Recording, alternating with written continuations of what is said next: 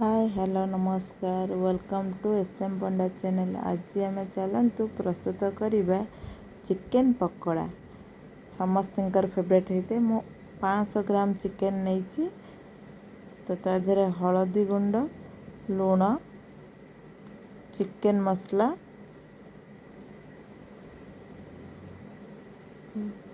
जीरा लंका गुंड धनिया पत्र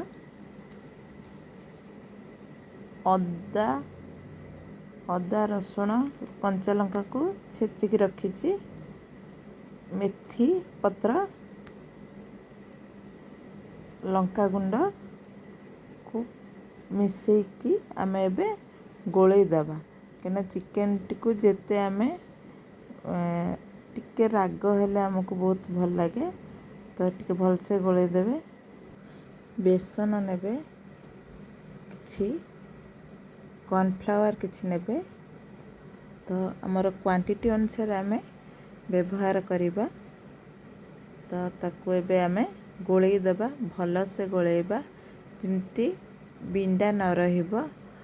जदि गोलैबा टाइम रे आपन को बेसी सुखिला लागुथबो ताहले आपण टिके पानी ऐड कर परिबे किंतु भल से गोलई हेबा दरकार। देखंतु आमर वर्तमान भल भाबरे मिसी जाइछि बेसन कॉर्नफ्लावर भल भाबरे मिसी जाइछि। एबे आमे चलंतु कढ़ई नबा ता देहरे कढ़ई को गरम करी तेल दबा। एबे चिकेन गोटे गोटे पीस पकेकी छानिबा आराम से देबे।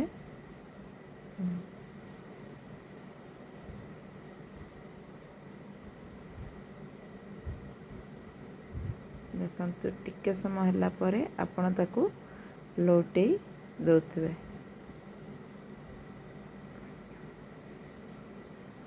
चिकेन प्राय समस्तर फेवरेट थाए। चिकेन पकोड़ा तो बहुत फेवरेट थाए। पाखापाखि आमर हो गलानी देखंतु केते बढ़िया भाव देखा जाउछि। समस्तर टे चिकेन प्रति लोभ थाए।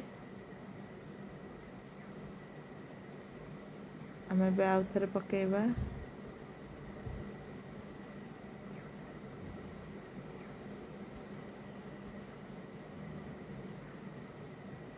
चिकेन पकोड़ा आम मार्केट रे खाउचंती घरे बने की खाइले बहुत टेस्ट लगे। मार्केट टाइप रो एटा लागिबो।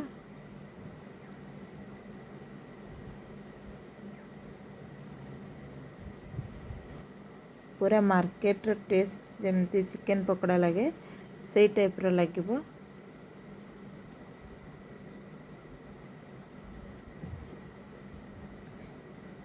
मझिरे मझिरे आपण गोलौथबे। देखंतु चिकेन आमर पकोड़ा प्रस्तुत हो जाउछि